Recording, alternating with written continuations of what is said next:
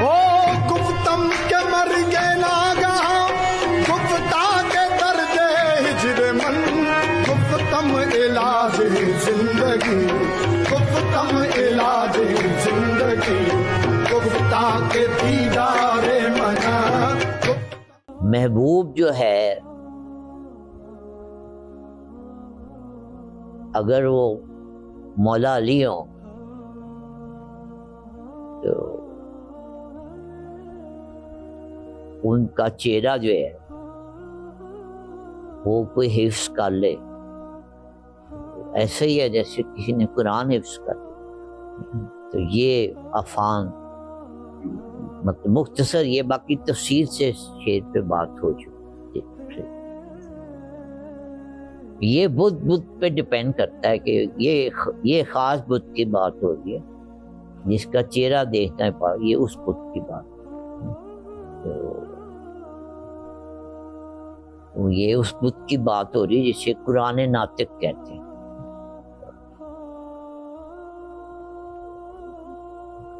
یہ تو عام وہ مولا علی کا تو بڑا اونچا مقام ہے، عام مومن کے لیے ایک بات کہہ گیا کہ یہ راز کسی کو نہیں معلوم کہ مومن قاری نظر آتا ہے حقیقت میں ہے کوئی۔ مومن کو قرآن کہہ گیا ہو، جی فتویٰ تو لگنا ہی تھا نا، مومن کو انسان کو قرآن کہہ گیا، اندازہ لگا۔ تو پھر درویش مرشد اور مولا علی وہ تو پھر بہت اوپر کی منزلیں ہیں، ان کا چہرہ اگر کسی کو یاد، تو یہ تو کہہ رہا ہے کہ مومن کا چہرہ دیکھنا بھی جو ہے وہ بھی قرآن کو دیکھنا ہے، یہ کہہ رہا ہے نا۔ تو اس چہرے کی کیا بات جی جی جی جی ہاں۔ اور ادھر سے رہ گئے نماز کے لیے، ہاں نماز پڑھنا جو اس فکر کی عکاسی کرتا ہے، عزیز کیوں نہ ہو یار رات میں میں قضا مجھ کو، یہی تو رسم محبت کو عام کرتے ہیں، جن بتوں کو دیکھ کر آ جائے یاد خدا، ہم ان بتوں کا بڑا احترام کرتے ہیں۔ واہ واہ سبحان اللہ۔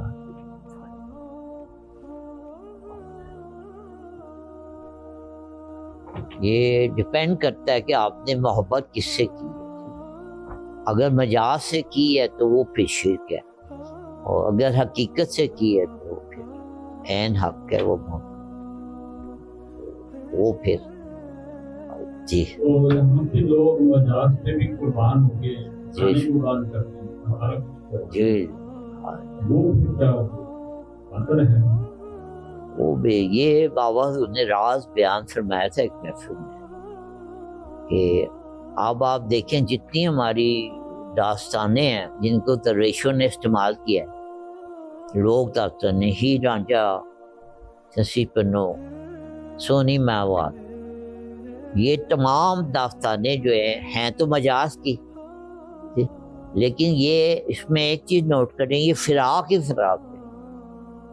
یہ کا رانجھا سے کبھی وصال نہیں ہوا، سسی کا پنوں سے کبھی وصال نہیں ہوا، ٹھیک ہے نا، سونی کا مائیوال سے کبھی وصال نہیں ہوا، دونوں الگ الگ ہجر میں تڑپتے رہے، ٹھیک ہے۔ تو ان داستانوں کو لیلا اور مجنوں کا کبھی وصال نہیں ہوا، الگ الگ بھی رہے۔ تو ان داستانوں کو درویشوں نے اپنے کلام میں بیان کیا۔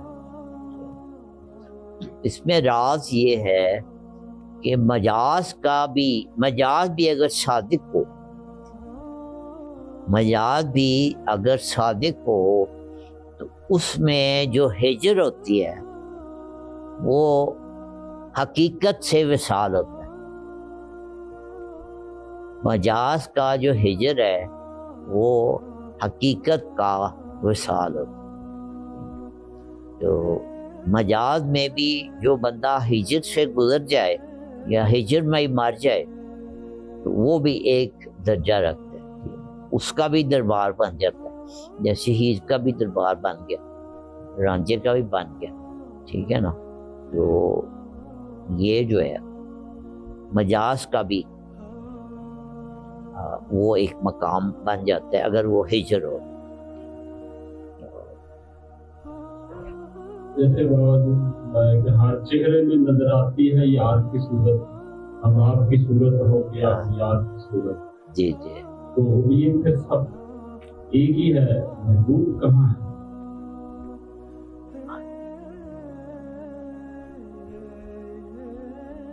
دیکھیں یہ محبوب ہو تو پھر یہ سارا کچھ ہو.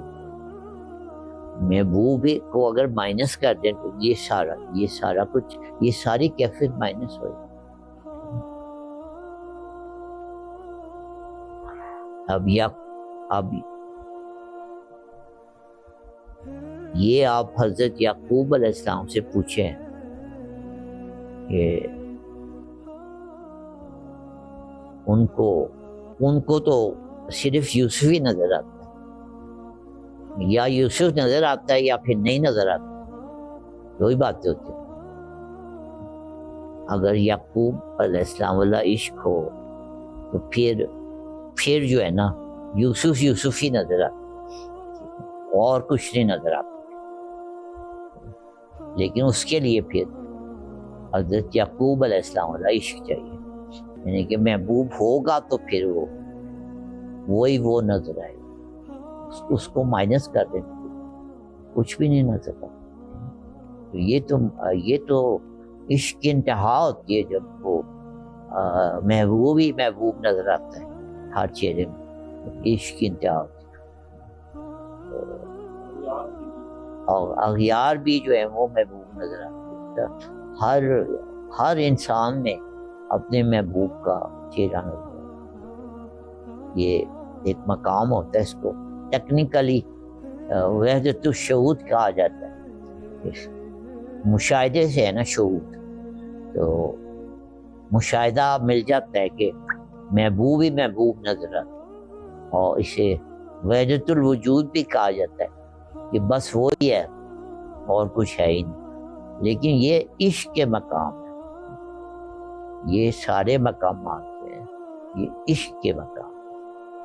عشق کے بغیر اس میں یعقوب علیہ السلام کا ہونا ضروری ہے اور یوسف علیہ السلام کا ہونا ضروری ہے، پھر یہ بات ورنہ یہ بات. جی رام. تبسم صاحب